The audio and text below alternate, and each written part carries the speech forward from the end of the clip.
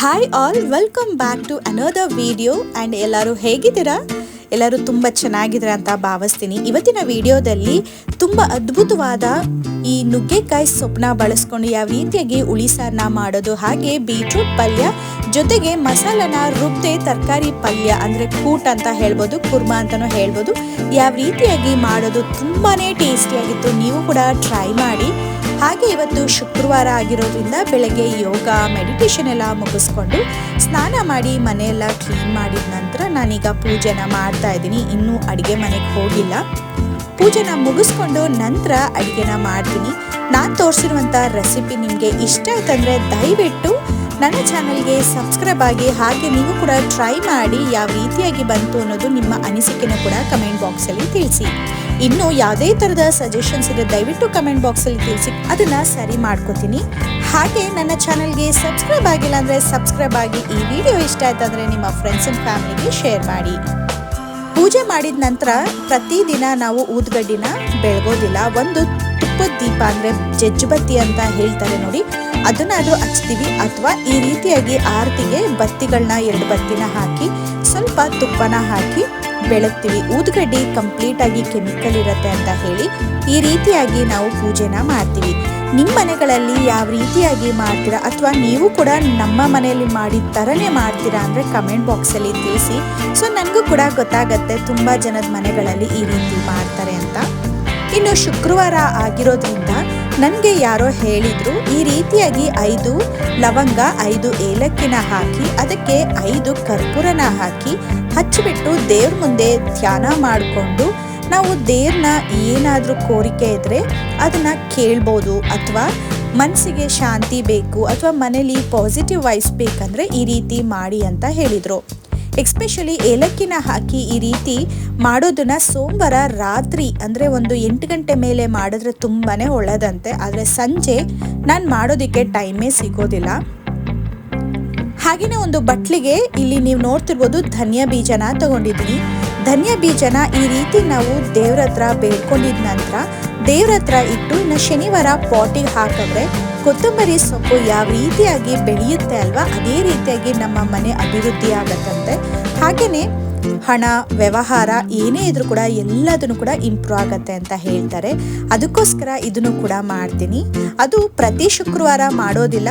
ಒಂದೊಂದು ಶುಕ್ರವಾರ ಅನುಗುಣವಾಗಿ ಅಥವಾ ಟೈಮ್ ಇಲ್ದಾಗ ಸ್ಕಿಪ್ ಆಗತ್ತೆ, ಅಥವಾ ಒಂದೊಂದು ಶುಕ್ರವಾರ ನನ್ನ ಹಸ್ಬೆಂಡ್ ಪೂಜೆ ಮಾಡಿರ್ತಾರೆ, ನನಗೆ ಕೆಲಸ ಜಾಸ್ತಿ ಇರುತ್ತೆ. ನಂತರ ಇಲ್ಲಿ ಕರ್ಪೂರ ಇನ್ನೇನು ಹುರಿದು ಕ್ಲೋಸ್ ಆಗತ್ತೆ ಅಂದರೆ ಸ್ಟಾಪ್ ಆಗತ್ತೆ ಅನ್ನೋಷ್ಟರೊಳಗೆ ಇಲ್ಲಿ ಮಸಾಲ ಎಲೆ ಇರುತ್ತಲ್ಲ, ಪಲಾವ್ಗೆ ಬಳಸ್ತೀವಿ ಅಲ್ವಾ, ಪಲಾವ್ ಎಲೆ, ಆ ಎಲೆನ ಇಟ್ಟು ಹಾಗೆ ಅದನ್ನು ಕೂಡ ಹಚ್ಚಿದ್ರೆ ಮನೆಯಲ್ಲಿ ಪಾಸಿಟಿವ್ ವೈಬ್ ಬರುತ್ತೆ ಅಂತ ಹೇಳ್ತಾರೆ. ಇನ್ನು ಪ್ರತಿ ಶುಕ್ರವಾರ ಅಮಾವಾಸ್ಯೆ ಪೌರ್ಣಮಿಗೆ ನಾನು ಬಾಗಿಲಿಗೆ ದೀಪನ ಹಚ್ತೀನಿ. ನೀವು ಯಾರೆಲ್ಲ ಈ ರೀತಿ ಫಾಲೋ ಮಾಡ್ತೀರಾ ದಯವಿಟ್ಟು ಕಮೆಂಟ್ ಬಾಕ್ಸಲ್ಲಿ ತಿಳಿಸಿ. ಇನ್ನು ಇವಾಗ ಪೂಜೆ ಎಲ್ಲ ಮಾಡಿ 8 ಗಂಟೆ ಆಗೋಯ್ತು. ಸೊ ಇವಾಗ ನಾನು ಅಡುಗೆ ತಿಂಡಿ ಎಲ್ಲ ಮಾಡಬೇಕು. ತುಂಬ ಅಂದರೆ ತುಂಬ ಟೈಮ್ ಆಗೋಯ್ತು. ನನ್ನ ಹಸ್ಬೆಂಡು ಕೂಡ ಪಾಪುಗೆ ಓದಿಸ್ತಿದ್ದಾರೆ. ಅವಳಿಗೆ ಟೆಸ್ಟ್ ನಡೀತಾ ಇದೆ, ಫಸ್ಟ್ ರೌಂಡ್ ಟೆಸ್ಟ್ ನಡೀತಾ ಇದೆ. ನನ್ನ ಮಗಳು 3rd ಸ್ಟ್ಯಾಂಡರ್ಡ್ ಓದ್ತಾ ಇದ್ದಾಳೆ. ಸೊ ಅವಳಿಗೂ ಕೂಡ ಸೀರಿಯಸ್ನೆಸ್ ಇರಲ್ಲ ಅಲ್ವಾ, ಚಿಕ್ಕ ಮಕ್ಕಳಲ್ವಾ. ಸೊ ಬೆಳಗ್ಗೆ ಒಂದ್ಸತಿ ರಿವೈಸ್ ಮಾಡಿದ್ರೆ ಸ್ವಲ್ಪ ಚೆನ್ನಾಗಿ ಟೆಸ್ಟ್ ಮಾಡ್ತಾರೆ ಅಂತ. ಈಗ ನಾನು ಕ್ವಿಕ್ ಆಗಿ ಕೆಲಸ ಮಾಡ್ತಾ ಇದ್ದೀನಿ. ಸೊ ನಿಮ್ಗೆ ಹಾಗೆ ಎಕ್ಸ್ಪ್ಲೇನ್ ಮಾಡ್ತಾ ಹೋಗ್ತೀನಿ ನೋಡಿ. ಮೊದಲು ಇಲ್ಲಿ ನಾನು ಪಲ್ಯಕ್ಕೆ ಎಲ್ಲದೂ ಕೂಡ ರೆಡಿ ಮಾಡ್ಕೊತಾ ಇದ್ದೀನಿ. ಹಾಗೆ ಈ ಪಲ್ಯ ಅಥವಾ ಕೂಟ್ ಕುರ್ಮಾ ಏನಾದರೂ ಅನ್ಕೋಬೋದು, ಇದಕ್ಕೆ ನಾನು ಯಾವುದೇ ಥರ ಮಸಾಲನ ಬಳಸದೆ ಮಾಡ್ಕೊತಾ ಇದ್ದೀನಿ. ಇಲ್ಲಿ ಮೊದಲು ನಾನು 2 ಆಲೂಗೆಡ್ಡೆನ ಹಾಗೆ 2 ತುಂಡ ಮಾಡಿ ಹಾಕ್ಕೊಂಡಿದ್ದೀನಿ. ಹಾಗೆ ಬದನೆಕಾಯಿ, ಗೆಡ್ಡೆಕೋಸು, ಕ್ಯಾರೆಟ್ನ ಹಾಕ್ಕೊಂಡಿದ್ದೀನಿ. ಬೀನ್ಸ್ ಇರಲಿಲ್ಲ, ಖಾಲಿಯಾಗಿತ್ತು. ನಾನು ಲಾಸ್ಟ್ ಟೈಮ್ ಸ್ವಲ್ಪ ಕಾಸ್ಟ್ ಜಾಸ್ತಿ ಅಂತ ಹೇಳಿ ಸ್ವಲ್ಪನೇ ತೊಗೊಂಡು ಬಂದಿದ್ದೆ. ಆ ಕಾರಣಕ್ಕೆ ಬೀನ್ಸ್ ಇರಲಿಲ್ಲ, ನಾನು ಹಾಕಿಲ್ಲ. ಜೊತೆಗೆ ನೀವು ಏನಾದರೂ ಈ ರೀತಿಯಾದ ಪಲ್ಯ ಮಾಡ್ತಿದ್ರ ಅಂದರೆ ಯಾವ ಕಾಳನ್ನಾದರೂ ಹಾಕ್ಬೋದು, ಯಾವ ತರಕಾರಿನಾದರೂ ಹಾಕ್ಬೋದು. ನಿಮ್ಮ ಮನೆಯಲ್ಲಿರುವಂಥ ತರಕಾರಿನೇ ಬಳಸ್ಕೊಂಡು ಈ ರೀತಿಯಾದ ರುಚಿಯಾದ ಪಲ್ಯನ ಮಾಡ್ಕೋಬೋದು. ಇದಕ್ಕೆ ನಾನು ಸ್ವಲ್ಪ 1 ಇಡಿ ಆಗೋಷ್ಟು ಕಡಲೆಕಾಳು ಹಾಗೆ ಮಡಕೆ ಕಾಳು ಈ ಎರಡನ್ನೂ ಕೂಡ ಮೊಳಕೆನ ಕಟ್ಟಿ ಒಂದು ಬಾಕ್ಸ್ಗೆ ಇಟ್ಕೊಂಡಿದ್ದೆ. ನಾನು ಲಾಸ್ಟ್ ವಿಡಿಯೋದಲ್ಲೂ ಕೂಡ ಶೇರ್ ಮಾಡಿದ್ದೀನಿ. ಸೊ ಅದನ್ನು 1 ಇಡಿನ ಹಾಕಿ ನೀರನ್ನ ಹಾಕಿ ಉಪ್ಪನ್ನ ಹಾಕಿ ಬೇಯೋದಕ್ಕೆ ಇಟ್ಟಿದ್ದೀನಿ. ಇವತ್ತು ಟೈಮ್ ತುಂಬ ಕಡಿಮೆ ಇರೋದ್ರಿಂದ ಎಲ್ಲದನ್ನು ಕೂಡ ಕುಕ್ಕರ್ನ ಬಳಸಿ ಬೇಯಿಸ್ಕೊತಾ ಇದ್ದೀನಿ. ಹಾಗೆ ಸಾಂಬಾರು ಕೂಡ ಇರಲಿಲ್ಲ, ಸಾಂಬಾರು ಖಾಲಿಯಾಗಿತ್ತು. ಇವಾಗ ನಾನು ಸಾಂಬಾರನ್ನ ಮಾಡ್ತಾ ಇದ್ದೀನಿ. ನುಗ್ಗೆಕಾಯಿ ಸೊಪ್ಪಿನ ಸಾಂಬಾರನ್ನ ಮಾಡ್ತಾ ಇದ್ದೀನಿ. ನೋಡ್ಬೋದು 1.5 ಕಪ್ ಆಗೋಷ್ಟು ಹೆಸರು ಬೇಳೆನ ತಗೊಂಡಿದ್ದೀನಿ. ಹಾಗೆ ತೊಗರಿ ಬೇಳೆ ಇಷ್ಟೇ ಇತ್ತು ಬಾಕ್ಸಲ್ಲಿ, ರೇಷನ್ನ ತಂದಿಲ್ಲ ಇನ್ನು, ಪಾಪುಗೆ ಟೆಸ್ಟ್ ಮುಗಿದ್ಮೇಲೆ ರೇಷನ್ ತರಕ್ಕೆ ಹೋಗಬೇಕು. ಆ ಕಾರಣಕ್ಕೆ ಅರ್ಧ ಕಪ್ ಆಗೋಷ್ಟು ತೊಗರಿ ಬೇಳೆ, 1 ಕಪ್ ಆಗೋಷ್ಟು ಮಸೂರ್ ದಾಲ್ ಅಂತಾರಲ್ಲ, ಇದನ್ನು ಕೂಡ ಹಾಕೊಂಡು ನೀಟಾಗಿ ಒಂದ್ಸತಿ ತೊಳ್ಕೊತೀನಿ. ಯೂಶ್ವಲಿ ನಾನು ಕುಕ್ಕರಲ್ಲಿ ಬೇಯಿಸ್ತಾ ಇದ್ದೀನಿ ಅಂದರೆ ಒಂದೊಂದ್ಸತಿ ನೆನೆಸ್ತಿದ್ದೆ. ಇವತ್ತು ಶುಕ್ರವಾರ ಪೂಜೆ ಮಾಡೋದ್ರ ಮೇಲೆ ಗಮನ ಇರೋದ್ರಿಂದ ಬೆಳಗ್ಗೆ ಎದ್ದು ನಾನು ಯಾವುದೇ ಬೇಳೆನ ನೆನಾಕ್ಲೇ ಇಲ್ಲ, ಮರ್ತ್ಬಿಟ್ಟೆ. ನಂತರ ಈ ರೀತಿಯಾಗಿ ಸೊಪ್ಪನ್ನ ಒಂದು 3 ಸತಿ ನೀಟಾಗಿ ತೊಳ್ಕೊಬೇಕು. ಸೊಪ್ಪು ಅಂತ ಬಂದರೆ ಮಣ್ಣು ಇದ್ದೇ ಇರುತ್ತೆ. ಆ ಕಾರಣಕ್ಕೆ ಈ ರೀತಿಯಾಗಿ ತೊಳ್ಕೊಂಡಿದ ನಂತರ ಕುಕ್ಕರ್ಗೆ ಹಾಕ್ಕೊಳ್ಬೇಕು. ನನಗೆ ಒಬ್ಬರು ಸಬ್ಸ್ಕ್ರೈಬರ್ ಕಮೆಂಟ್ ಹಾಕಿದ್ರು, ಬಸ್ಸಾರು ಮಾಡಬೇಕಾದ್ರೆ ಈ ಸೊಪ್ಪನ್ನ ರುಬ್ಬಿದ್ರೆ ಕಹಿ ಬರುತ್ತೆ ಅಂತ. ಇಲ್ಲ, ಎಳೆ ಸೊಪ್ಪನ್ನ ನೀವು ಬಳಸ್ತಾ ಇದ್ರೆ ಕಹಿ ಬರೋದಿಲ್ಲ. ನಾನು ಈ ಸೊಪ್ಪನ್ನ ಹೊರಗಡೆ ಕೊಂಡ್ಕೊಂಡಿಲ್ಲ, ಊರಿಂದ ತೊಗೊಂಡು ಬಂದಿರೋದ್ರಿಂದ ಎಳೆ ಸೊಪ್ಪನ್ನ ಬಳಸಿರೋದ್ರಿಂದ ಕಹಿ ಬರೋದಿಲ್ಲ. ಹಾಗೆ ಕುಕ್ಕರ್ಗೆ ನಾನು ಒಂದು ಈರುಳ್ಳಿನ ಹೆಚ್ಚಿಟ್ಕೊಂಡಿದ್ದೆ, ಅದನ್ನು ಕೂಡ ಹಾಕ್ಕೊಂಡು ಒಂದು ದೊಡ್ಡದಾದ ಟೊಮ್ಯಾಟೊನು ಕೂಡ ಹಾಕೋತಾ ಇದ್ದೀನಿ. ಸ್ವಲ್ಪ ಜಾಸ್ತಿ ಕ್ವಾಂಟಿಟಿಲಿ ಮಾಡ್ತಾ ಇದ್ದೀನಿ, ಹಾಗೆ ಗಟ್ಟಿಯಾಗಿ ಮಾಡ್ತಾ ಇದ್ದೀನಿ. ಇದಕ್ಕೆ ಚಿಟಿಕೆಯಷ್ಟು ಅರಿಶಿನ, ರುಚಿಗೆ ತಕ್ಕಷ್ಟು ಉಪ್ಪು, ಹಾಗೆ ಸ್ವಲ್ಪ ನೀರು, ಬೇಯೋದಕ್ಕೆ ಎಷ್ಟು ಬೇಕಲ್ವಾ ಅದ್ರ ತಕ್ಕಂತೆ ನೀರನ್ನ ಹಾಕಿಬಿಟ್ಟು ಕುಕ್ಕರ್ ಮುಚ್ಚಳನ ಮುಚ್ಚಿಬಿಟ್ಟು ಕುಕ್ಕರ್ನ ಇಡ್ತಾ ಇದ್ದೀನಿ. ಯೂಶ್ವಲಿ 2 ವಿಶಿಲ್ ಕೂಗ್ಸಿದ್ರೆ ಸಾಕಾಗತ್ತೆ, ಅದಕ್ಕೇ ಬೇಳೆ ಎಲ್ಲ ಸ್ಮ್ಯಾಶ್ ಆಗಿ ಹೋಗ್ಬಿಟ್ಟಿರತ್ತೆ. ನಿಮಗೆ ಬೇಕು ಇಲ್ಲ ನೀಟಾಗಿ ಸ್ಮ್ಯಾಶ್ ಆಗಬೇಕು ಅಂದರೆ 1 ಎಕ್ಸ್ಟ್ರಾನ ವಿಶಿಲ್ನ ಓಡಿಸ್ಕೋಬೋದು. ಈಗ ಇಲ್ಲಿ ಬೀಟ್ರೋಟ್ ಚಪಾತಿನ ಮಾಡ್ತಾ ಇರೋದ್ರಿಂದ ಆ 2 ಕುಕ್ಕರು ಪಲ್ಯಕ್ಕೆ ಹಾಗೆ ಸಾಂಬಾರಿಗೆ ಇಟ್ಟುಬಿಟ್ಟು ನಂತರ ನಾನು ಇಲ್ಲಿ ಚಪಾತಿ ಹಿಟ್ಟನ್ನ ಕಲಿಸ್ಕೊತಾ ಇದ್ದೀನಿ. ಮೊದಲು ಬೀಟ್ರೋಟ್ನ ಈ ರೀತಿಯಾಗಿ ಹೆಚ್ಕೋತಾ ಇದ್ದೀನಿ. ದೊಡ್ಡದಾಗಿ ಹೆಚ್ಕೊಂಡ್ರೆ ಏನಾಗುತ್ತೆ ಅಂದರೆ ಒಂದೊಂದು ಸತಿ ಅಲ್ಲೇ ಚಿಕ್ಕ ಚಿಕ್ಕ ಪೀಸ್ ಉಳ್ಕೊಂಬಿಡತ್ತೆ. ಅದಕ್ಕೆ ಈ ರೀತಿಯಾಗಿ ಸಣ್ಣದಾಗಿ ಅಂದರೆ ಮೀಡಿಯಮ್ ಆಗಿ ಹೆಚ್ಚಿಟ್ಕೊಂಡು ರುಬ್ಕೊಂಡ್ರೆ ನೀಟಾಗಿ ರುಬ್ಕೊಳ್ಳುತ್ತೆ ಅನ್ನೋ ಉದ್ದೇಶಕ್ಕೆ ಬೀಟ್ರೋಟ್ನ ಸ್ವಲ್ಪ ಮೀಡಿಯಮ್ ಸೈಜ್ಗೆ ಹೆಚ್ಕೋತಾ ಇದ್ದೀನಿ. ಇವಾಗ ಇದನ್ನು ನುಣ್ಣದಾಗಿ ಎಷ್ಟಾಗುತ್ತೋ ಅಷ್ಟು ನುಣ್ಣದಾಗಿ ರುಬ್ಕೋಬೇಕು. ಮೊದಲು ನಾನಿಲ್ಲಿ ಈ ಥರದ ಮಿಕ್ಸಿ ಜಾರ್ನ ಬಳಸ್ತಾ ಇರೋದ್ರಿಂದ ನಾನು ನೀರನ್ನ ಹಾಕದೆ ರುಬ್ತೀನಿ. ನಂತರ ನಾನು ಸ್ವಲ್ಪ ನೀರನ್ನ ಹಾಕಿ ರುಬ್ಕೋತೀನಿ. ನೋಡ್ಬೋದು ಕಲರ್ ಎಷ್ಟು ಡಾರ್ಕ್ ಮೆರೂನ್ ಕಲರ್ ಕಾಣಿಸ್ತಿದೆ, ನೋಡಿದ್ರೆ ಎಷ್ಟು ಖುಷಿಯಾಗದೆ ಗೊತ್ತಾ, ಅಷ್ಟು ಚೆನ್ನಾಗಿತ್ತು. ಆ್ಯಂಡ್ ಇವಾಗ ನಾನು ಒಂದು ಮಿಕ್ಸಿಂಗ್ ಬೌಲಿಗೆ ಚಪಾತಿ ಹಿಟ್ಟನ್ನ ಹಾಕ್ಕೊಂಡಿದ್ದೀನಿ.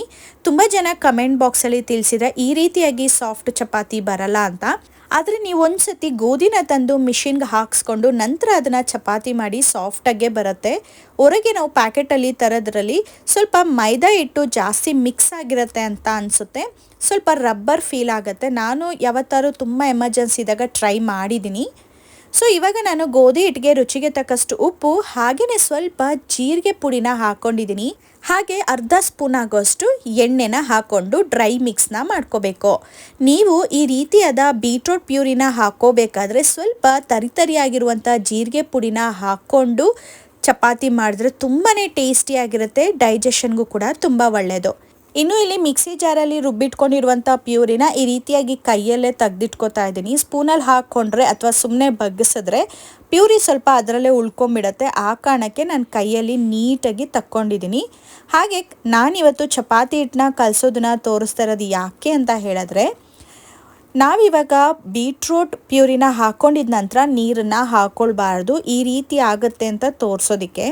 ನೀರನ್ನ ಹಾಕ್ಕೊಳ್ದೆ ಪ್ಯೂರಿನ ಹಾಕ್ಕೊಂಡು ಎಷ್ಟಾಗುತ್ತೆ ಅಷ್ಟು ಗೋಧಿ ಹಿಟ್ಟನ್ನ ಮಿಕ್ಸ್ ಮಾಡ್ಕೋಬೇಕು. ನಂತರ ಸ್ವಲ್ಪ ಮಿಕ್ಸಿ ಜಾರಿಗೆ ನೀರನ್ನ ಹಾಕ್ಕೊಂಡು ಸ್ವಲ್ಪ ನೀರನ್ನ ಹಾಕ್ಕೋಬೇಕು. ಯಾಕಂದರೆ ನಾವು ಸ್ವಲ್ಪ ರುಬ್ಬೋದಕ್ಕೂ ಹಾಕಿರ್ತೀವಿ, ಹಾಗೆ ತರಕಾರಿಯಲ್ಲೂ ಕೂಡ ನೀರಿನ ಅಂಶ ಇರುತ್ತೆ ಅಲ್ವಾ, ಅದಕ್ಕೆ. ಈಗ ನೋಡ್ಬೋದು ಬರೀ 1 ಸ್ಪೂನ್ ಆಗೋಷ್ಟು ನೀರನ್ನ ಹಾಕ್ಕೊಂಡಿದ್ದೀನಿ. ಕರೆಕ್ಟಾಗಿ ಚಪಾತಿ ಹಿಟ್ಟನ್ನ ನೀಟಾಗಿ ಇವಾಗ ಚೆನ್ನಾಗಿ ನಾದ್ಕೋಬೇಕು. ನಾನು ಚಪಾತಿ ಹಿಟ್ಟನ್ನೆಲ್ಲ ಈ ರೀತಿ ನಾದೋದಾದರೆ ಕೆಳಗೆ ಕೂತ್ಕೊಂಡು ನಾದ್ತೀನಿ. ಹೆಣ್ಮಕ್ಳು ಈ ರೀತಿ ನಿಂತ್ಕೊಂಡು ಕೆಲಸನ ಮಾಡಬಾರ್ದು, ಮಾಡಿದ್ರೆ ಗರ್ಭಕೋಶ ಕೆಳಗೆ ಜಾರತ್ತೆ ಅಂತ ಹೇಳ್ತಾರೆ. ಹೆಣ್ಮಕ್ಳಿಗೆ ವಯಸ್ಸಾದ ಮೇಲೆ ಅಂದರೆ ಒಂದು 50ಕ್ಕೂ ಜಾಸ್ತಿ ವಯಸ್ಸಾದಾಗ ಗರ್ಭಕೋಶ ತೊಂದರೆ ತುಂಬ ಬರುತ್ತೆ. ಯಾಕಂದರೆ ಇವಾಗ ನಾವೆಲ್ಲರೂ ಅಷ್ಟೇ ನಿಂತ್ಕೊಂಡು ಅಡುಗೆಗಳನ್ನ ಮಾಡ್ತೀವಿ. ಹಾಗೆ ಈ ರೀತಿ ಪ್ರೆಷರ್ ಹಾಕಿ ಚಪಾತಿ ಅಥವಾ ರೊಟ್ಟಿ ಹಿಟ್ಟನ್ನ ಕಲಿಸ್ಬೇಕಾದ್ರೆ ಸ್ವಲ್ಪ ಪ್ರೆಷರ್ ಹಾಕ್ತೀವಿ ಅಲ್ವಾ, ಆ ಪ್ರೆಷರ್ ನಮ್ಮ ಬಾಡಿ ಮೇಲೂ ಕೂಡ ಎಫೆಕ್ಟ್ ಆಗುತ್ತೆ. ಸೊ ನೀವೇನಾದರೂ ಈ ರೀತಿ ಕಲಿಸೋದಿದ್ರೆ ದಯವಿಟ್ಟು ಕೂತ್ಕೊಂಡು ಕಲಿಸಿ. ನಾನಿವತ್ತು ವಿಡಿಯೋ ಸಲುವಾಗಿ ಮಾತ್ರ ನಿಂತ್ಕೊಂಡು ಕಲಿಸಿದ್ದೀನಿ. ನಾನು ಏನು ಮಾಡ್ತೀನಿ ಅಂದರೆ ಚಪಾತಿ ಹಿಟ್ಟಿನ ಬಾಕ್ಸ್ ಇದೆ ಅಲ್ವಾ, ಅಲ್ಲಿ ಕೆಳಗಡೆನೇ ಇಟ್ಕೊಂಡಿರ್ತೀನಿ. ಅಲ್ಲೇ ಕುತ್ಕೋಬೇಕಾದ್ರೆ ಒಂದು ಚೊಂಬು ನೀರು ಇಟ್ಕೊಂಡಿರ್ತೀನಿ. ಹಾಗೆ ಅಲ್ಲೇ ಹಾಕ್ಕೊಂಡು ಉಪ್ಪನ್ನ ಹಾಕ್ಕೊಂಡು ಕಲಸಿ ಎದ್ದಾಳ್ಬಿಡ್ತೀನಿ. ಸೊ ನೀವು ಕೂಡ ಆದಷ್ಟು ಕೂತ್ಕೊಂಡು ಕೆಲಸ ಮಾಡುವಂಥದ್ದನ್ನೆಲ್ಲ ಕೂತ್ಕೊಂಡೇ ಮಾಡಿ. ಇವಾಗ ಇಲ್ಲಿ ನಾನು ಸಾಂಬಾರಿಗೆ ಒಗ್ಗರಣೆಗೆ ಹಾಗೆಯೇ ಪಲ್ಯ ಒಗ್ಗರಣೆಗೆ ಎರಡಕ್ಕೂ ಕೂಡ ಈರುಳ್ಳಿ ಮತ್ತು ಟೊಮೆಟೊನ ಹೆಚ್ಕೊಂಡಿದ್ದೀನಿ. ಹಾಗೆ ಸಾಂಬಾರಿಗೆ ಹುಣಸೆಹಣ್ಣ ನೆನೆ ಇದ್ದೀನಿ. ತೊಗರಿಬೇಳೆ ಹಾಗೆ ಹೆಸರು ಬೇಳೆನ ಹಾಕ್ಕೊಂಡು ಸಾಂಬಾರು ಮಾಡಿದ್ರೆ ಹುಣಸೆ ಹಣ್ಣಿನ ರಸ ಹಾಕೋದು ತುಂಬ ಮುಖ್ಯ. ಯಾಕಂದರೆ ನಾವು ಏನೇ ಟೊಮೆಟೊ ಹಾಕ್ಬೋದು, ಏನೇ ರುಚಿ ಬರ್ಬೋದು, ಆದರೆ ನನಗೆ ಮಾತ್ರ ಹುಣಸೆಹಣ್ಣ ಬಳಸ್ಕೊಂಡು ಸಾಂಬಾರು ಮಾಡೋದೇ ರುಚಿ ಅಂತ ಅನಿಸುತ್ತೆ. ಇನ್ನು ಇವಾಗ ಸೌತೆಕಾಯಿನೂ ಕೂಡ ಸಿಪ್ಪೆನ ತೆಗೆದು ಈ ರೀತಿಯಾಗಿ ರೆಡಿ ಮಾಡಿ ಇಟ್ಕೊಂಡಿದ್ದೀನಿ. ಬೆಳಗಿನ ಬ್ರೇಕ್ಫಾಸ್ಟ್ ಆಗಿರ್ಬೋದು ಅಥವಾ ಮಧ್ಯಾಹ್ನ ಲಂಚಿಗೆ ಬಂದರೆ ತಿನ್ನೋದಕ್ಕೆ ಆಗುತ್ತೆ. ಹಾಗೆ ಪಾಪುಗೆ ಸ್ನ್ಯಾಕ್ಸು ಕೂಡ ಪ್ಯಾಕ್ ಮಾಡ್ತಾ ಇದ್ದೀನಿ. ಸೌತೆಕಾಯಿನ ಹಾಕ್ತಾ ಇದ್ದೀನಿ ಇವತ್ತು. ಈ ಒಂದು ಕುಕ್ಕರಲ್ಲಿ ಸಾಂಬಾರು ಮತ್ತು ಪಲ್ಯಕ್ಕೆ ಇಟ್ಕೊಂಡಿದ್ದೆ ಅಲ್ವಾ, ಅದು ಕೂಡ ಕೂಗಿದೆ. ಬಟ್ ಆದರೆ ಕುಕ್ಕರ್ ಬಿಡಬೇಕು, ಅಂದರೆ ತಣ್ಣಗಾಗಬೇಕು. ಅಷ್ಟರೊಳಗೆ ಬೇರೆ ಬೇರೆ ಕೆಲಸನ ಮಾಡೋಣ ಅಂತ ನಾನು ಇದನ್ನು ವಿಡಿಯೋ ಸ್ಟಾರ್ಟಿಂಗಲ್ಲೇ ತೋರಿಸ್ಬೇಕು ಅಂದ್ಕೊಂಡೆ. ಇವತ್ತು ಸ್ವಲ್ಪ ಟೈಮ್ ಆಯಿತು ಅಂತ ತೋರ್ಸೋಕ್ಕಾಗಲಿಲ್ಲ. ಇದು ಎರಳಿಕಾಯಿಗೆ ಈ ರೀತಿ ರಾತ್ರಿನೇ ಬೆಲ್ಲ ಹಾಗೆ ಜೀರಿಗೆನ ಎರಡನ್ನೂ ಕೂಡ ಫೋರ್ಕಲ್ಲಿ ಚುಚ್ಚಿ ಈ ರೀತಿ ಫಿಲ್ ಮಾಡಿಬಿಟ್ಟು ಒಂದು ನೈಟ್ ಕಂಪ್ಲೀಟಾಗಿ ಹಾಗೆ ಬಿಡಬೇಕು. ಅಕಸ್ಮಾತ್ ನಿಮ್ಮ ಮನೆ ಹತ್ರ ಇಬ್ಬನಿ ಚೆನ್ನಾಗಿ ಬೀಳತ್ತೆ ಅಂದರೆ ಒಂದು 5 ಗಂಟೆಗೆ ಎದ್ದು ಹೊರಗಡೆ ಇಡಿ, ತುಂಬಾ ಒಳ್ಳೆಯದು. ಎಕ್ಸ್ಪೆಷಲಿ ಕಫ ಇದ್ದರೆ ತುಂಬಾ ಒಳ್ಳೆಯದು. ಕಫ ಎಲ್ಲ ಕರಗಿಸ್ಬಿಡುತ್ತೆ ದೇಹದಲ್ಲಿರುವಂಥ ಎಕ್ಸ್ಟ್ರಾ ಕಫಗಳು. ನಾನು ಅದನ್ನು ಹಿಂಡು ಬಿಟ್ಟು ಅದಾದಮೇಲೆ ಅದಕ್ಕೆ ಸ್ವಲ್ಪ ಉಪ್ಪನ್ನ ಹಾಕಿ ಕುಡಿತೀವಿ. ತುಂಬಾ ಚೆನ್ನಾಗಿರುತ್ತೆ, ಆರೋಗ್ಯಕ್ಕೂ ಕೂಡ ಒಳ್ಳೆಯದು. ಈಗ ಒಂದು ಬಾಣಲಿಗೆ ಪಲ್ಯ ಮಾಡೋದಕ್ಕೆ ಅರ್ಧ ಸ್ಪೂನ್ ಆಗೋಷ್ಟು ಎಣ್ಣೆನ ಹಾಕ್ಕೊಂಡು ಅದಕ್ಕೆ ಸಾಸಿವೆ, ಜೀರಿಗೆ, ಉದ್ದಿನಬೇಳೆ, ಕಡಲೆಬೇಳೆನ ಹಾಕ್ಕೊಂಡು ಈರುಳ್ಳಿನೂ ಕೂಡ ಹಾಕ್ಕೊಂಡು ಫ್ರೈ ಮಾಡ್ಕೋಬೇಕು. ಈ ರೀತಿ ಫ್ರೈ ಮಾಡ್ಕೊಂಡಿದ ನಂತರ ಈರುಳ್ಳಿ ಅರ್ಧದಷ್ಟು ಬೆಂದಿರಬೇಕು. ನಂತರ ನಾವು ಟೊಮೆಟೊನ ಹಾಕ್ಕೋಬೇಕು. ಅಲ್ಲಿವರೆಗೂ ಕೈಯಾಡ್ತಾನೆ ಇರಬೇಕು. ಹಾಗೆ ಟೈಮ್ ಆಗಿರೋದ್ರಿಂದ ಸ್ವಲ್ಪ ಉರಿ ಜಾಸ್ತಿ ಕೊಟ್ಟು ಬೇಗನೆ ಅಡುಗೆ ಮಾಡ್ತಾ ಇದ್ದೀನಿ. ಜೊತೆಗೆ ಅಡಿಷ್ನಲ್ ಕೆಲಸ ಇರುತ್ತಲ್ವ ಸೈಡಲ್ಲೆಲ್ಲ, ಸೊ ಅದನ್ನೆಲ್ಲ ಕೂಡ ಕ್ಲೀನ್ ಮಾಡಿಕೊಂಡು ಮತ್ತು ಬೇರೆ ಎಲ್ಲ ಹರಡ್ಕೊಂಡು ಬಿಟ್ಟಿರ್ತೀನಿ. ಅದನ್ನೆಲ್ಲ ಹಾಗೆ ಎತ್ತಿಟ್ಕೋತಾ ಇದ್ದೀನಿ. ಸೊ ಇವಾಗ ಈರುಳ್ಳಿ ಬೆಂದಿದೆ. ನಾನಿವಾಗ ಹೆಚ್ಚಿಟ್ಕೊಂಡಿರುವಂಥ ಒಂದು ಮೀಡಿಯಮ್ ಸೈಜ್ ಆದಂಥ ಟೊಮ್ಯಾಟೊನ ಹಾಕ್ತಾ ಇದ್ದೀನಿ. ಟೊಮೆಟೊ ಹಾಕಿದ ನಂತರ ಅದರಲ್ಲಿರುವಂಥ ನೀರಿನ ಅಂಶ ಹೀರಿದ ನಂತರ ರುಚಿಗೆ ತಕ್ಕಷ್ಟು ಉಪ್ಪು ಹಾಗೆ ಚಿಟಕಿ ಅರಿಶಿನ ಹಾಕ್ಕೊಂಡು ಕೈಯಾಡ್ಕೊತಾ ಇದ್ದೀನಿ. ಈಗ ಇಲ್ಲಿ ಚಿಟಿಕೆಯಷ್ಟು ಇಂಗನ್ನ ಹಾಕಿ ಕೈಯಾಡ್ಕೋಬೇಕು. ಇಂಗನ್ನ ಹಾಕೋದ್ರಿಂದ ಡೈಜೆಷನ್ಗೆ ತುಂಬಾ ಒಳ್ಳೆಯದು.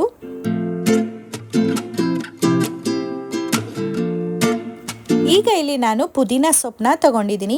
ಪುದೀನ ಸೊಪ್ಪು 1 ಹಿಡಿ ಆಗೋಷ್ಟು ತೊಗೊಂಡಿದ್ದೀನಿ. ಇದನ್ನು ನಾನು ಯಾವುದೇ ರೀತಿಯಲ್ಲಿ ಹೆಚ್ಕೊಂಡಿಲ್ಲ. ಹಾಗೆ ನಾನು ಹೇಗೆ ಸೋಸಿದ್ದೆ ಅಲ್ವಾ ಆ ರೀತಿನೇ ಹಾಕ್ತಾ ಇದ್ದೀನಿ. ಆ ರೀತಿ ಹಾಕಿದಾಗ ನಾವು ತಿನ್ನಬೇಕಾದ್ರೆ ಅಲ್ಲಲ್ಲೇ ಸಿಕ್ಕಿದಾಗ ತುಂಬಾ ಟೇಸ್ಟಿಯಾಗಿರುತ್ತೆ. ನೀವು ಬೇಕಾದ್ರೆ ಈ ರೀತಿನೂ ಕೂಡ ಒಂದ್ಸತಿ ಟ್ರೈ ಮಾಡಿ. ಇನ್ನು ಇಲ್ಲಿ ಪುದೀನ ಕಂಪ್ಲೀಟಾಗಿ ಬೆಂದಿದೆ. ನಂತರ ನಾವಿಲ್ಲಿ ಕುಕ್ಕರಲ್ಲಿ ಕೂಗಿಸ್ಕೊಂಡಿದ್ವಲ್ವ ತರಕಾರಿ ಹಾಗೆ ಕಾಳು ಎರಡೂ ಕೂಡ ನೀಟಾಗಿ ಬೆಂದಿತ್ತು. ಒಂದು ಸತಿ ಚೆಕ್ ಮಾಡ್ಕೊಳ್ಳಿ. ನಂತರ ಈ ರೀತಿಯಾಗಿ ಒಗ್ಗರಣೆ ಒಳಗಡೆ ಹಾಕ್ಕೊಳ್ಳಿ. ನೀರಿನ ಸಮೇತನೇ ಹಾಕ್ಕೊಳ್ಳಿ. ನಾನು ಈ ರೀತಿ ನೀರನ್ನ ಹಾಕ್ತೀನಿ ಅಂತಾನೆ ನೀರನ್ನ ನೋಡಿಕೊಂಡೇ ಕರೆಕ್ಟಾಗಿ ಹಾಕ್ಕೊಂಡಿದ್ದೆ. ಜಾಸ್ತಿನೂ ಕೂಡ ಹಾಕ್ಕೊಂಡ್ರೆ ವೇಸ್ಟ್ ಆಗಿಬಿಡತ್ತೆ ಅಲ್ವಾ. ಆ ಕಾರಣಕ್ಕೆ ನೀವು ಕುಕ್ಕರಲ್ಲಿ ಪಲ್ಯಕ್ಕೆ ಅಂತ ಏನಾದರೂ ಅಥವಾ ಒಗ್ಗರಣೆಗೆ ಬರೀ ಜಸ್ಟ್ ಡ್ರೈ ಒಗ್ಗರಣೆ ಕೊಡ್ತಾ ಇದ್ದೀರಾ ಅಂದರೆ ಆವಾಗ ನೀವು ನೀರು ಎಷ್ಟು ಬೇಕೋ ಅಷ್ಟು ಮಾತ್ರ ನೋಡ್ಕೊಂಡು ಹಾಕ್ಕೋಬೇಕು. ಇವಾಗ ನಾನಿಲ್ಲಿ 1.5 ಸ್ಪೂನ್ ಆಗೋಷ್ಟು ಖಾರದ ಪುಡಿ, 1 ಸ್ಪೂನ್ ಆಗೋಷ್ಟು ಧನಿಯಾ ಪುಡಿ ಹಾಗೆ 1 ಸ್ಪೂನ್ ಆಗೋಷ್ಟು ಗರಂ ಮಸಾಲಾನ ಹಾಕ್ತಾಯಿದ್ದೀನಿ. ಇಷ್ಟನ್ನ ಹಾಕಿ ಒಂದು 2 ನಿಮಿಷ ಚೆನ್ನಾಗಿ ಕುದಿಸ್ಕೋಬೇಕು. ನಂತರ ನಾನು 2 ಸ್ಪೂನ್ ಆಗೋಷ್ಟು ತುರಿದಿಟ್ಕೊಂಡಿರುವಂಥ ತೆಂಗಿನ ತುರಿನ ಹಾಕ್ಕೊಳ್ತಾ ಇದ್ದೀನಿ. ತೆಂಗಿನ ತುರಿನ ಹಾಕ್ಕೊಂಡು ಮತ್ತೆ ಮಿಕ್ಸ್ ಮಾಡ್ಕೋಬೇಕು ಚೆನ್ನಾಗಿ. ಈ ರೀತಿ ನಾವು ಒಂದೊಂದು ಪದಾರ್ಥನೂ ಹಾಕಿದಾಗ ಮಿಕ್ಸ್ ಮಾಡಿದಾಗ ನೀಟಾಗಿ ಎಲ್ಲ ಕಡೆ ಹರಡ್ಕೊಳ್ಳುತ್ತೆ. ಹಾಗೆ ಉಪ್ಪು ಖಾರ ಹುಳಿ ಎಲ್ಲ ಅಬ್ಸರ್ವ್ ಮಾಡುತ್ತೆ. ಈಗ ನಾನು ಆಲೂಗೆಡ್ಡೆನ ಸಿಪ್ಪೆನ ಸುಲಿದು ಸ್ಮ್ಯಾಶ್ ಮಾಡ್ಕೊತಾ ಇದ್ದೀನಿ. ಕುಕ್ಕರಲ್ಲಿ ನಾನು ಎಲ್ಲ ತರಕಾರಿನ ಸಣ್ಣದಾಗಿ ಹೆಚ್ಚಿಟ್ಕೊಂಡ್ರು ಕೂಡ ಆಲೂಗೆಡ್ಡೆನ ನಾನು ಬರೀ 2 ಹೋಳನ್ನ ಹಾಕಿದ್ದೆ. ಯಾಕಂದರೆ ಈ ರೀತಿ ಸ್ಮ್ಯಾಶ್ ಮಾಡಿ ಹಾಕೋದ್ರಿಂದ ಪಲ್ಯ ಒಂದೊಳ್ಳೆ ಟೆಕ್ಸ್ಚರ್ ಬರುತ್ತೆ. ನಾವು ಮಸಾಲಾನ ರುಬ್ಬಿ ಪಲ್ಯನ ಮಾಡ್ತೀವಿ ಅಲ್ವಾ, ಅಥವಾ ಚಪಾತಿ ಅಥವಾ ಪೂರಿಗೆ ಕೂಟ್ ಅಥವಾ ಕುರ್ಮನ ಮಾಡ್ತೀವಿ ಅಲ್ವಾ, ಅದೇ ಒಂದು ಟೆಕ್ಸ್ಚರ್ ಹಾಗೆ ಅದೇ ಒಂದು ರೀತಿಯ ಟೇಸ್ಟಲ್ಲಿ ನಾವು ಮಾಡ್ಬೋದು. ಈಗ ಆಲೂಗೆಡ್ಡೆನ ಸ್ಮ್ಯಾಶ್ ಮಾಡಿ ಹಾಕಿ ಅದನ್ನು ಕೂಡ ಕಂಪ್ಲೀಟಾಗಿ ಮಿಕ್ಸ್ ಮಾಡ್ಕೋತಾ ಇದ್ದೀನಿ. ನೋಡ್ಬೋದು ಇವಾಗ ಟೆಕ್ಸ್ಚರ್ ಯಾವ ರೀತಿ ಇದೆ ಅಂತ. ಎಲ್ಲೂ ಕೂಡ ನೀರು ಹೊಡೆದಿಲ್ಲ.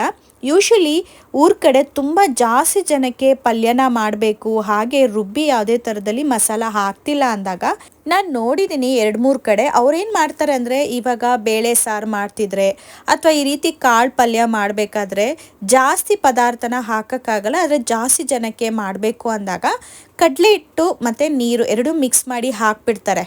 ಸೊ ಆವಾಗಲೂ ಕೂಡ ಇದೇ ಟೆಕ್ಸ್ಚರ್ ಬರುತ್ತೆ. ಬಟ್ ಅದನ್ನು ಹಾಕಿದಾಗ ಸ್ವಲ್ಪ ಟೇಸ್ಟ್ ಕಡಿಮೆ ಆಗಿಬಿಡತ್ತೆ. ಸೊ ಆ ಕಾರಣಕ್ಕೆ ನಾವು ಅಂಥ ಟೈಮಲ್ಲಿ ಈ ರೀತಿ ಆಲೂಗೆಡ್ಡೆನ ಬೇಯಿಸ್ಕೊಂಡು ಸ್ಮ್ಯಾಶ್ ಮಾಡಿದ್ರೆ ಚೆನ್ನಾಗಿರುತ್ತೆ. ಈಗ ನಾನು ಒಂದು ಕಾಫಿ ಕುಡಿಯುವಂಥ ಕಪ್ ಇರುತ್ತಲ್ಲ, ಆ ಚಿಕ್ಕ ಕಪ್ಪಲ್ಲಿ 1 ಕಪ್ ಆಗೋಷ್ಟು ಮೊಸರನ್ನ ಹಾಕಿ ಕೈಯಾಡಿಕೊಂಡು ಸೈಡಲ್ಲಿ ಎತ್ತಿಟ್ಕೊಂಡಿದ್ದೀನಿ. ಹಾಗೆ ಈ ಸ್ಟವಿಗೆ ನಾನು ಹಂಚನ್ನ ಇಟ್ಕೋತಾ ಇದ್ದೀನಿ ಚಪಾತಿನ ಬೇಯಿಸೋದಕ್ಕೆ. ಹಂಚು ಕಾಯೋಷ್ಟರೊಳಗೆ ಈ ಕಡೆನೇ ಪಲ್ಯನೂ ಕೂಡ ಕುದ್ದಿತ್ತು. ಅದಕ್ಕೆ ಕೊನೆಯ ಟಚಪ್ ಅಂತ ಹೇಳಿ ಕೊತ್ತಂಬರಿ ಸೊಪ್ಪನ್ನ ಹಾಕಿ ಕಂಪ್ಲೀಟಾಗಿ ಮಿಕ್ಸ್ ಮಾಡಿದ ನಂತರ, ಚೆನ್ನಾಗಿ ಕುದ್ದಿದ ನಂತರ ಇವಾಗ ನಾನು ಸ್ಟವ್ನ ಆಫ್ ಮಾಡಿ ಪಾಪುಗೆ ಲಂಚಿಗೆ ತೊಗೊಂಡೋಗೋಕ್ಕೆ ಹಾಗೆ ಈಗ ತಿನ್ನೋದಕ್ಕೆ ಪಲ್ಯನ ಆರಾಕಿದ್ದಾಯಿತು. ಈಗ ಫಟಾಫಟ್ ಅಂತ ಹೇಳಿ ಚಪಾತಿನ ಬೇಯಿಸ್ಕೊಳ್ಳೋಣ. ತುಂಬ ಜನ ಕಮೆಂಟ್ ಬಾಕ್ಸಲ್ಲಿ ತಿಳಿಸಿದ್ರ, ನೀವು ಚಪಾತಿ ಹೇಗೆ ಬೇಯಿಸೋದು ಅನ್ನೋದು ಕೂಡ ಹೇಳ್ಕೊಟ್ಟಿದ್ರ, ನಾನು ಸೇವ್ ಮಾಡ್ಕೊಂಡಿದ್ದೀನಿ. ಸೊ ಆ ರೀತಿಯೇ ನಾನು ನಾಳೆ ಮಾಡ್ತೀನಿ ಅಂತಲೂ ಕೂಡ ಕಮೆಂಟ್ ಬಾಕ್ಸಲ್ಲಿ ನನ್ನ ಸಬ್ಸ್ಕ್ರೈಬರ್ ಕಮೆಂಟ್ ಹಾಕಿದರು. ತುಂಬ ಖುಷಿ ಆಗುತ್ತೆ. ಈ ರೀತಿ ನೀವು ಚಪಾತಿನ ಬೇಯಿಸ್ಕೊಂಡ್ರೆ ತುಂಬ ಸಾಫ್ಟಾಗಿ ಬರುತ್ತೆ. ವಿಡಿಯೋನ ಕಂಪ್ಲೀಟಾಗಿ ನೋಡಿ. ಕೊನೆಯದಾಗಿ ನಾನು ಚಪಾತಿ ಎಷ್ಟು ಸಾಫ್ಟಾಗಿ ಬಂದಿತ್ತು ಅಂತಲೂ ಕೂಡ ತೋರಿಸ್ತೀನಿ.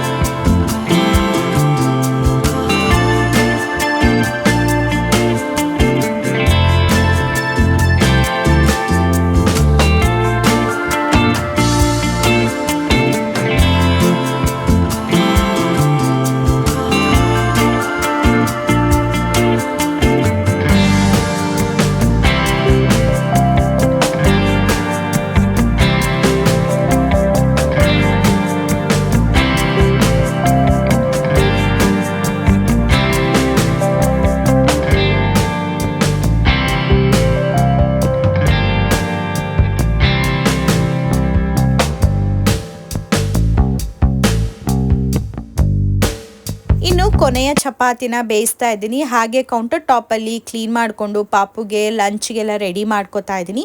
ಇನ್ನು ವಾಟರ್ ಬಾಟಲ್ ಫಿಲ್ ಮಾಡೋದೆಲ್ಲ ಇತ್ತಲ್ವ, ಅದನ್ನೆಲ್ಲ ಮಾಡ್ಕೋತಾ ಇದ್ದೀನಿ. ನೋಡ್ಬೋದು ಎಷ್ಟು ಚೆನ್ನಾಗಿ ಸಾಫ್ಟಾಗಿ ಬಂದಿತ್ತು ಅಂದರೆ, ನೀವು ಕೈಯಲ್ಲಿ ಮರ್ಚಿದ್ರೂ ಕೂಡ ಅದು ಮರ್ಚ್ಕೊಳ್ಳಲ್ಲ, ಅಷ್ಟು ಸಾಫ್ಟಾಗಿ ಬಂದಿತ್ತು. ಹಾಗೆ ನಾವು ಮರ್ಚಿ ಅರಿಯೋದ್ರಿಂದ ಲೇಯರ್ ಆಗಿ ಬರುತ್ತೆ. ನನಗಂತೂ ಚಪಾತಿನ ಅರ್ಕೊಂಡು ಬೇಯಿಸೋದು ರೂಢಿಯಾಗಿರೋದ್ರಿಂದ ನಾನು ಮರ್ಚಿ ಅರಿದೇ ಇರೋದೇ ಇಲ್ಲ. ಈ ರೀತಿಯೇ ಮರ್ಚಿ ಅರಿತೀನಿ. ಕರೆಕ್ಟಾಗಿ ಚಪಾತಿ ಬೇಯಿಸೋ ಅಷ್ಟರೊಳಗೆ ಅರ್ಕೊಳ್ಬಹುದು. ಹಾಗೆಯೇ ನಾನು ಪಾಪುಗೆ ಇವಾಗ ಚಪಾತಿನ ಈ ರೀತಿ ಕಟ್ ಮಾಡಿ ಹಾಕ್ತಾ ಇದ್ದೀನಿ. ಯಾಕಂದರೆ ಮಕ್ಕಳು ಚಪಾತಿ ರೊಟ್ಟಿ ಈ ರೀತಿ ತಿನ್ನಬೇಕಾದ್ರೆ ನಾವು ಕಟ್ ಮಾಡಿ ಹಾಕಲಿಲ್ಲ ಅಂದರೆ ಸ್ಕೂಲಲ್ಲಿ ಇರ್ತಾರೆ, ಒಂದು ಕೈ ಮಾತ್ರ ತೊಳೆದಿರ್ತಾರೆ, 2 ಕೈನೂ ಯೂಸ್ ಮಾಡಿ ಚಪಾತಿನ ಕಟ್ ಮಾಡ್ತಾರಲ್ವ, ಆವಾಗ ಸರಿ ಹೋಗಲ್ಲ, 2 ಕೈಗೂ ಎಣ್ಣೆ ಆಗತ್ತೆ ಅಂತ ಹೇಳಿ ಈ ರೀತಿ ಕಟ್ ಮಾಡಿ ಹಾಕ್ತೀನಿ. ನಂತರ ಒಂದು ಬಾಕ್ಸಿಗೆ ಪಲ್ಯ, ಹಾಗೆ ಮಧ್ಯಾಹ್ನಕ್ಕೂ ಕೂಡ ಚಪಾತಿ ತಿನ್ನಬೇಕಾದ್ರೆ ಸೌತೆಕಾಯಿನ ಸ್ವಲ್ಪ ತಿನ್ನಲಿ ಅಂತ ಹೇಳಿ. ಮಕ್ಕಳು ಸ್ಕೂಲಲ್ಲಿ ಇರ್ತಾರೆ, ವಾಶ್ರೂಮ್ಗೆ ಹೋಗೋಕ್ಕಾಗಲ್ಲ ಯಾವಾಗಲೂ ಅಂತ ಹೇಳಿ ನೀರನ್ನ ಕುಡಿಯೋದಕ್ಕೆ ಬಿಡಲ್ಲ ಜಾಸ್ತಿ ಟೀಚರ್ಸ್. ಯಾಕಂದರೆ ಮಕ್ಕಳು ಸುಮ್ಮನೆ ವಾಶ್ರೂಮ್ ಅಂತ ಹೇಳಿ ಆಟ ಆಡ್ಕೊಂಡು ಬರ್ತಾರೆ ಅನ್ನೋ ಉದ್ದೇಶಕ್ಕೆ. ಸೊ ಆ ಕಾರಣಕ್ಕೆ ಅವರು ನೀರನ್ನು ಕೂಡ ಜಾಸ್ತಿ ಕುಡಿಯೋದಿಲ್ಲ. ಅಂಥ ಟೈಮಲ್ಲಿ ನಾವು ಈ ರೀತಿ ಲಂಚ್ ಟೈಮಲ್ಲಿ ಸ್ವಲ್ಪ ಸೌತೆಕಾಯಿನ ತಿನ್ನೋದ್ರಿಂದ ದೇಹಕ್ಕೆ ಎಷ್ಟು ಬೇಕೋ ಅಷ್ಟು ನೀರಿನ ಅಂಶನೂ ಕೂಡ ಸೇರಿಕೊಳ್ಳುತ್ತೆ ಅಂತ ಹೇಳಿ ನಾನು ಸೌತೆಕಾಯಿನ ಹಾಕಿದ್ದೀನಿ. ಇವಾಗ ಇಲ್ಲಿ ಕುಕ್ಕರ್ನ ಓಪನ್ ಮಾಡಿ ಇಟ್ಕೊಂಡಿದ್ದೀನಿ. ಇದಕ್ಕೆ ನಾನು ಬೇಳೆ ಮತ್ತು ಸೊಪ್ಪನ್ನ ಹಾಕಿ ಬೇಯಿಸಿಟ್ಕೊಂಡಿದ್ದೆ ಅಲ್ವಾ. ಸೊ ಕುಕ್ಕರ್ ಕೂಡ ತಣ್ಣಗಾಗಿತ್ತು. ಈ ರೀತಿ ನಾನು ಲಿಡ್ನ ಓಪನ್ ಮಾಡಿ ಚೆನ್ನಾಗಿ ಸ್ಮ್ಯಾಶ್ ಮಾಡ್ಕೋತಾ ಇದ್ದೀನಿ. ಈಗ ಅದನ್ನು ಸೈಡಿಗೆ ಎತ್ತಿಟ್ಬಿಟ್ಟು ಇನ್ನು ಎರಳಿಕಾಯಿ ಜ್ಯೂಸನ್ನ ಕುಡಿಯುವಂಥ ಸಮಯ. ಒಂದು ಹೋಳು ಆಲ್ರೆಡಿ ನಾನು ಬೆಳಗ್ಗೆನೇ ಹಿಂಡಿ ಪಾಪುಗೆ ಕುಡಿಸಿ ನಂತರ ನಾನು ತಿಂಡಿನ ಕೊಟ್ಟಿದ್ದೆ. ಇವಾಗ ನನ್ನ ಹಸ್ಬೆಂಡ್ಗೆ ಕೊಟ್ಟಿದ್ದೀನಿ. ನೀಟಾಗಿ ಹಿಂಡಿ ರಸನ ಕೊಡ್ತಾರೆ. ಯಾಕಂದರೆ ಅದು ತುಂಬ ಒರಟಿರುತ್ತೆ, ಅದನ್ನು ಹಿಂಡೋದಕ್ಕೆ ಸ್ವಲ್ಪ ಕಷ್ಟ ಆಗುತ್ತೆ. ನೋಡ್ಬೋದು ಚಪಾತಿ ಎಷ್ಟು ಸಾಫ್ಟ್ ಆಗಿದೆ ಅಂದರೆ ನೀವು ಹೆಂಗೆ ಬೇಕಾದರೂ ಆಡಿಸ್ಬೋದು, ಅಷ್ಟು ಸಾಫ್ಟಾಗಿ ಬರುತ್ತೆ. ನೀವು ಚಪಾತಿ ಅರಿಯೋದಲ್ಲದೆ ನೀಟಾಗಿ ಬೇಯಿಸೋದು ಕೂಡ ತುಂಬಾ ಇಂಪಾರ್ಟೆಂಟ್ ಆಗುತ್ತೆ. ತಿಂಡಿ ಅಂತೂ ಎಲ್ಲ ಆಯಿತು. ಈಗ ಸ್ವಲ್ಪ ಪಾತ್ರೆ ಇದೆ, ಹಾಗೆ ಕೌಂಟರ್ ಟಾಪ್ನೆಲ್ಲ ಸ್ವಲ್ಪ ಕ್ಲೀನ್ ಮಾಡಿದ್ದೀನಿ. ಈಗ ನಾನು ಸಾಂಬಾರಿಗೆ ಒಗ್ಗರಣೆ ಹಾಕ್ತಾ ಹಾಗೆಯೇ ಪಾತ್ರೆನೂ ಕೂಡ ತೊಳೆದಿಟ್ಕೊಂಡ್ಬಿಡ್ತೀನಿ.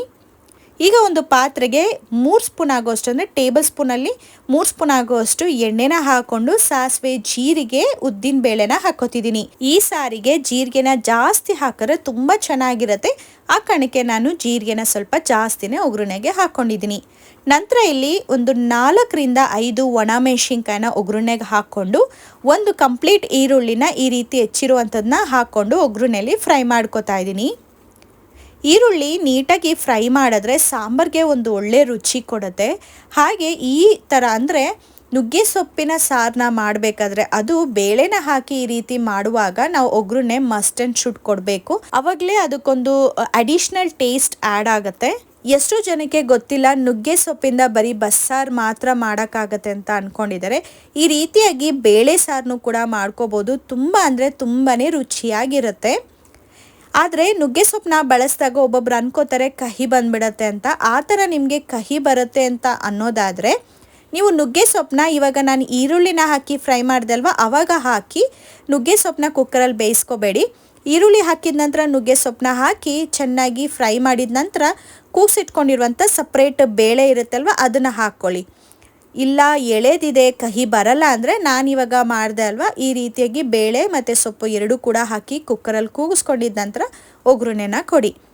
ಈ ರೀತಿನಾದರೂ ಮಾಡ್ಬೋದು, ಇಲ್ಲಾಂದರೆ ನಾನು ಆವಾಗಲೇ ಹೇಳಿದ ರೀತಿಯಲ್ಲಾದರೂ ಮಾಡ್ಕೋಬಹುದು. ಎರಡೂ ಕೂಡ ತುಂಬ ಚೆನ್ನಾಗಿರುತ್ತೆ, ಸೇಮ್ ಟೇಸ್ಟಲ್ಲೇ ಇರುತ್ತೆ. ಆದರೆ ನಿಮ್ಗೇನಾದರೂ ಕಹಿ ಆಗುತ್ತೆ ಅನ್ನೋ ಭಯ ಇದ್ದರೆ ನೀವು ಆವಾಗಲೇ ಹೇಳ್ದಾಗೆ ಸೊಪ್ಪನ್ನ ಒಗ್ಗರಣೆಯಲ್ಲಿ ಬೇಯಿಸ್ಕೊಳ್ಳಿ, ಬರೀ ಬೇಳೆನ ಮಾತ್ರ ಕುಕ್ಕರಲ್ಲಿ ಕೂಗಿಸ್ಕೊಳ್ಳಿ. ಇವಾಗ ನಾನು ಹುಣಸೆಹಣ್ಣನ್ನ ಹಾಕ್ಕೊಂಡಿದ್ದೀನಿ, ಅಂದರೆ ಹುಣಸೆಹಣ್ಣು ಹುಳಿನ ಹಾಕ್ಕೊಂಡಿದ್ದೀನಿ. ನಾನು ಅರ್ಧ ಹೋಳು ಇರುತ್ತಲ್ವ ನಿಂಬೆಹಣ್ಣು, ಅಷ್ಟು ಗಾತ್ರದಲ್ಲಿ ತೊಗೊಂಡು ನೀರಲ್ಲಿ ನೆನೆಹಾಕಿಟ್ಟಿದ್ದೆ. ಆ ಕಾರಣಕ್ಕೆ ಅದನ್ನು ಚೆನ್ನಾಗಿ ಕಿವುಚ್ಬಿಟ್ಟು ಅದರ ರಸನ ಬಿಟ್ಕೊಂಡಿದ್ದೀನಿ. ನಂತರ ಇಲ್ಲಿ ಕುಕ್ಕರ್ಗೆ ಸ್ವಲ್ಪ ನೀರನ್ನ ಹಾಕಿ ಅಲ್ಲಲ್ಲೇ ಸೊಪ್ಪು ಬೇಳೆ ಇರುತ್ತಲ್ವ ಅದನ್ನೆಲ್ಲ ನೀಟಾಗಿ ತೆಗೆದು ಸಾಂಬಾರು ಪಾತ್ರೆಗೆ ಹಾಕ್ಕೊಂಡಿದ್ದೀನಿ.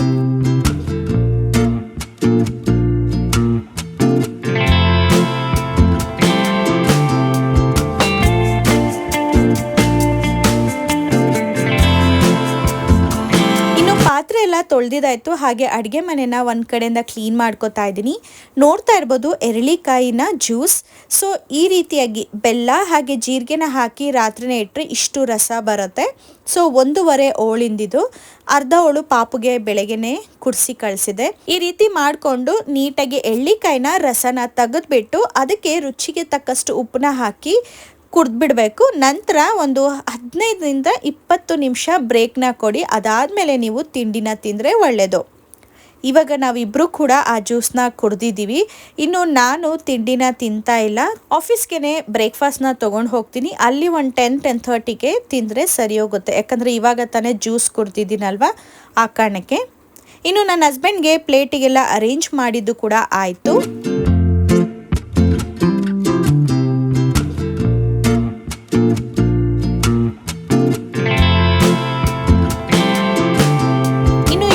ಮಾಡೋ ಅಷ್ಟರೊಳಗೆ ಸಾಂಬಾರು ಕೂಡ ಕುದ್ದಿತ್ತು. ಹಾಗೆ ನಾನು ಕೂಡ ಆಫೀಸ್ಗೆ ರೆಡಿಯಾಗಿ ಬಂದಿದ್ದೆ. ಈಗ ನೋಡ್ಬೋದು ಸಾಂಬಾರು ಕುದೀತಾ ಇದೆ. ತುಂಬ ಅಂದರೆ ತುಂಬ ಟೇಸ್ಟಿಯಾಗಿ ಬರುತ್ತೆ. ಈ ರೀತಿಯಾದ ಸಾಂಬಾರನ್ನ ನೀವು ಕೂಡ ಟ್ರೈ ಮಾಡಿ. ಇವಾಗ ಇಲ್ಲಿ ನಾನು ಕೊತ್ತಂಬರಿ ಸೊಪ್ಪನ್ನ ಹಾಕ್ತಾ ಇದ್ದೀನಿ. ಒಂದು ಏನಂದರೆ ನಾನಿವತ್ತು ಸಾಂಬಾರ್ ಪುಡಿ ಹಾಗೆ ಖಾರದ ಪುಡಿ ಹಾಕೋದನ್ನೇ ಮರ್ತಿದ್ದೀನಿ. ಒಂದ್ಸತಿ ಟೇಸ್ಟ್ ನೋಡೋಣ ಅಂತ ಟೇಸ್ಟ್ ನೋಡ್ತಾ ಇದ್ದೀನಿ. ಹುಣಸೆಹಣ್ಣು ಹುಳಿ ಹಾಕಿದ್ದೀನಿ, ಉಪ್ಪನ್ನ ಹಾಕಿದ್ದೀನಿ, ಆದರೆ ಸಾಂಬಾರ್ ಪುಡಿ ಖಾರದ ಪುಡಿನೇ ಹಾಕೋದನ್ನು ಮರ್ತಿದ್ದೀನಿ. ಸೊ ಎಲ್ಲ ರೆಡಿ ಆಯಿತು ಅಂತ ಹೇಳಿ ಕೊತ್ತಂಬರಿ ಸೊಪ್ಪನ್ನ ಹಾಕ್ತಾ ಇದ್ದೆ. ಬಟ್ ಸ್ಟಿಲ್ ಓಕೆ, ಇನ್ನೂ ಕುದೀತಿತ್ತಲ್ವ. ಇವಾಗ ನಾನು 1.5 ಸ್ಪೂನ್ ಆಗೋಷ್ಟು ಖಾರದ ಪುಡಿ, 1 ಸ್ಪೂನ್ ಆಗೋಷ್ಟು ಸಾಂಬಾರ್ ಪುಡಿನ ಹಾಕ್ಕೊಂಡು ಆಲ್ರೆಡಿ ಒಂದು ಕುದಿ ಬಂದಿತ್ತಲ್ವ, ಇನ್ನೊಂದು ಕುದಿನ ಕುದಿಸ್ಕೊಂಡ್ಬಿಟ್ರೆ ನೀಟಾಗಿ ಹೊಂದ್ಕೊಂಡ್ಬಿಡುತ್ತೆ ಖಾರದ ಪುಡಿ ಸಾಂಬಾರ್ ಪುಡಿ. ನೀವು ಮಾಡಬೇಕಾದ್ರೆ ಈ ರೀತಿ ಮರೆಯೋಕ್ಕೆ ಹೋಗಬೇಡಿ. ಈರುಳ್ಳಿ ಬೆಂದಿದ ನಂತರನೇ ನೀವು ಖಾರದ ಪುಡಿ ಸಾಂಬಾರ್ ಪುಡಿನ ಹಾಕ್ಕೊಂಡ್ಬಿಡಿ. ಇವತ್ತು ಸ್ವಲ್ಪ ಕೆಲಸ ಜಾಸ್ತಿ ಇತ್ತು, ಶುಕ್ರವಾರ ಬೇರೆ, ಜೊತೆಗೆ ಸ್ವಲ್ಪ ಲೇಟಾಗಿ ಅಡುಗೆ ಮನೆಗೆ ಬಂದೆ. ಯೂಶ್ವಲಿ 7 ಗಂಟೆಗೆ ಬರ್ತಾ ಇದೆ, ಆದರೆ ಇವತ್ತು ನಾನು 8 ಗಂಟೆಗೆ ಬಂದಿದ್ದೀನಿ. ಇನ್ನು ಪಾಪು ಕೂಡ 9 ಗಂಟೆಗೆ ವ್ಯಾನ್ ಬಂದುಬಿಡುತ್ತೆ, ಅವಳಿಗೂ ಕೂಡ ರೆಡಿ ಮಾಡಬೇಕಿತ್ತಲ್ವ. ಸೊ ಅದೆಲ್ಲ ಗಡಿಬಿಡಿಯಲ್ಲಿ ಇವತ್ತು ಈ ರೀತಿ ಎಡವಟ್ಟಾಗಿದೆ. ಬಟ್ ಸ್ಟಿಲ್ ಸಾಂಬಾರು ಅಂತೂ ತುಂಬ ಅಂದರೆ ತುಂಬ ಟೇಸ್ಟಿಯಾಗಿ ಬಂದಿತ್ತು, ಸಖತ್ತಾಗಿತ್ತು. ನೀವು ಕೂಡ ಟ್ರೈ ಮಾಡಿ. ನುಗ್ಗೆ ಸೊಪ್ಪು ನಮ್ಮ ದೇಹಕ್ಕೆ ತುಂಬಾ ಒಳ್ಳೆಯದು. ಅದು ಶೀತದ ಕಾಲಲ್ಲಂತೂ ನಮ್ಮ ದೇಹಕ್ಕೆ ಹೀಟಿನ ಪದಾರ್ಥ ತುಂಬಾ ಮುಖ್ಯ ಅಲ್ವಾ. ನೀವು ಕೂಡ ಟ್ರೈ ಮಾಡಿ, ಕಮೆಂಟ್ ಬಾಕ್ಸಲ್ಲಿ ತಿಳಿಸಿ ನಿಮ್ಮ ಅನಿಸಿಕೆನ. ಈ ವಿಡಿಯೋ ಇಷ್ಟ ಆಯ್ತಂದರೆ ಲೈಕ್ ಮಾಡಿ. ನೆಕ್ಸ್ಟ್ ವಿಡಿಯೋದಲ್ಲಿ ವಿಭಿನ್ನವಾಗಿರುವಂಥ ಅಡುಗೆ ಜೊತೆಗೆ ಸಿಗ್ತೀನಿ. ಅಲ್ಲಿವರೆಗೂ ಟೇಕ್ ಕೇರ್, ಬಾಯ್.